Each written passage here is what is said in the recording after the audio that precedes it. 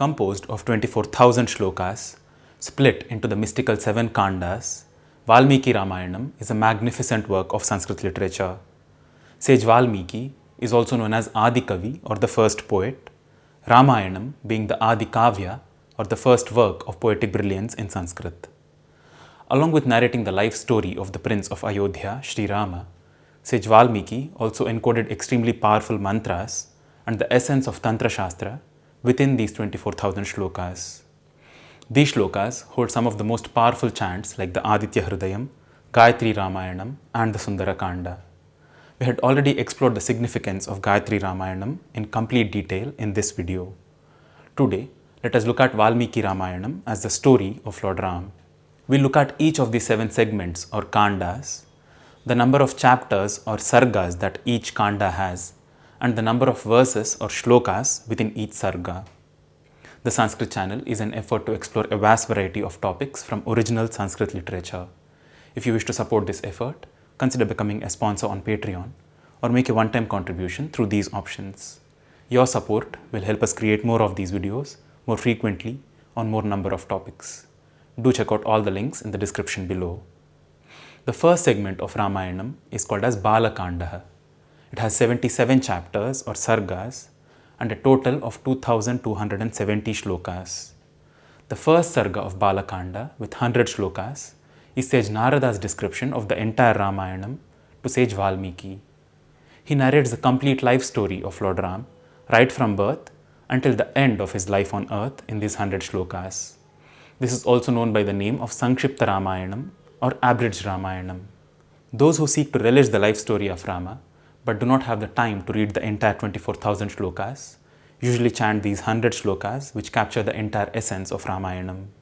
Coming to a quick overview of some of the other chapters of Balakanda, the 5th and the 6th chapters describe the beauty of Ayodhya city in exquisite detail. The 15th chapter describes the Putra Kameshti Yajna that Dasharatha performs to beget his 4 sons. 22nd chapter onwards, we read about the education and upbringing of Rama and Lakshmana by Sage Vishwamitra. In the 32nd chapter, Rama travels to the city of Mithila where Princess Sita lived. In the 67th chapter, Rama breaks the legendary bow of Lord Shiva which had been placed as a test to choose Sita's groom. In the 73rd chapter, we get to read about Sita's marriage to Prince Rama.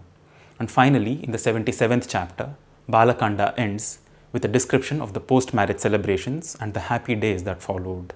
Balakanda also includes many short stories on some of the prominent personalities like Sage Rishyashringa, Demoness Tataka, the story of Vamana, the legend of Kartikeya, Emperor Sagara, the story of Ahalya, the descent of Ganga, the legend of Trishanku, the battle between Vasishtha and Vishwamitra, and many others.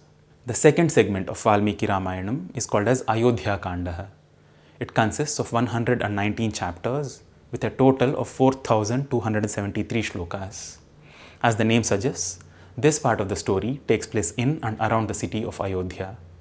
This segment starts with the Emperor Dasharatha's wish to coronate his eldest son Rama. However, due to the fateful turn of events that transpire in the next few chapters, Dasharatha's wife Kaikeyi asks for Rama's exile into the forest in the 11th chapter. In the 21st chapter, Rama consoles the angry Lakshmana, who eventually calms down but insists that he too shall go along with Rama. In the 26th chapter, when Rama informs Sita of the situation, she too insists on going along with him despite his persuasion to not do so. By the end of 40th chapter, the 3 of them distribute their wealth among the rishis and leave Ayodhya. In the 54th chapter, they reach the ashram of Sage Bharadwaja, and meanwhile in Ayodhya, by the end of 65th chapter, Dasharatha passes away due to immense grief of being separated from his beloved son. By 71st chapter, Bharata enters Ayodhya and upon knowing the evil and selfish plan of his mother Kaikeyi, goes into a rage. By 83rd chapter, Bharata leaves the palace in search of Rama and in the subsequent chapters informs him of King Dasharatha's death.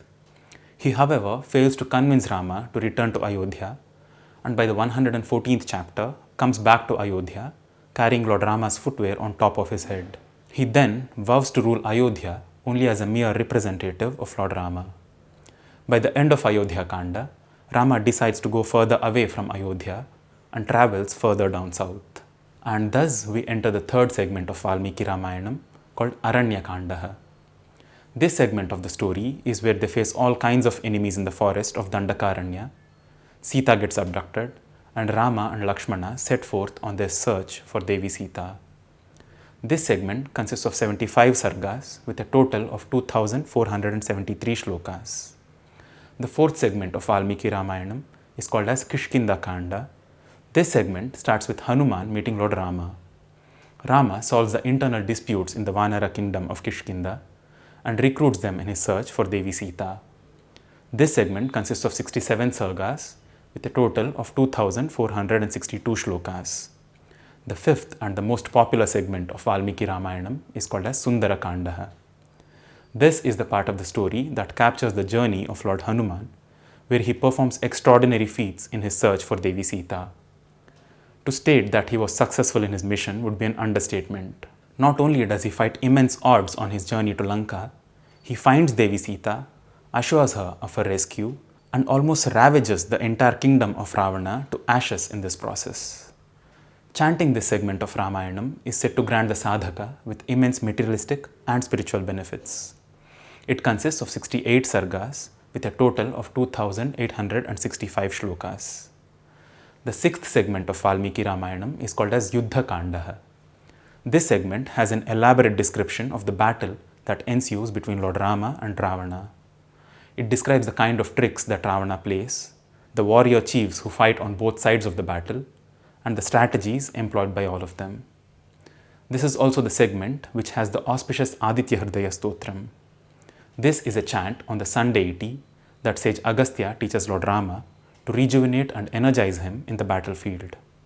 In the 108th sarga of Yuddha Kandaha, Rama kills Ravana, and by the end of this segment, Shri Rama Pattabhishekam, a grand coronation of Lord Rama, takes place. In total, this segment has 128 sargas with a total of 5894 shlokas. Before we move on to the seventh and the final segment of Valmiki Ramayanam called as Uttara Kandaha, I need to mention about a popular dilemma that a few people have. There is an opinion that Uttara Kanda is not a part of Valmiki Ramayanam, but instead was added later.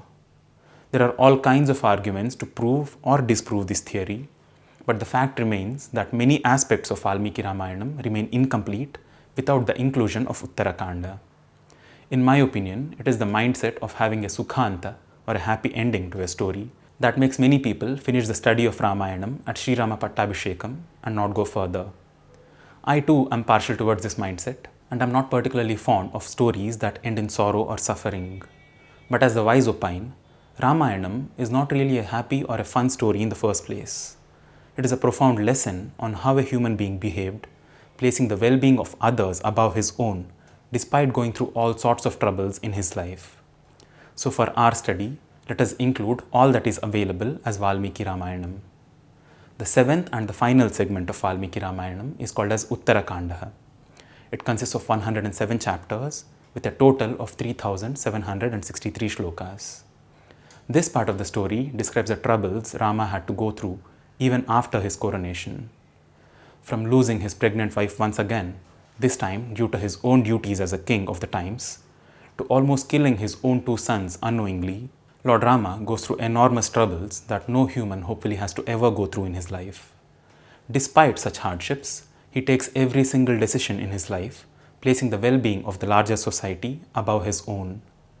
Despite wielding the power of an emperor, he abides by the law of the land at that particular time, at every single instance, even if it brought about immense pain to him at multiple points in his life. Such was the dedication to abide by the law that his own enemy Maricha declares, Ramo Vigrahavan Dharmaha. Lord Rama is the very embodiment of law.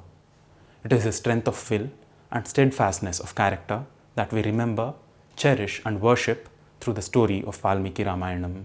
I hope that you enjoyed watching this video and found it useful. Share it across with those whom you think might benefit from this. If you wish to support the production of more videos like these, consider becoming a sponsor on Patreon or make a one-time contribution, all through the links in the description below. Also, consider clicking on the subscribe button and the bell icon beside it so that you are immediately notified of our latest updates. See you in the next video. Namaskaram.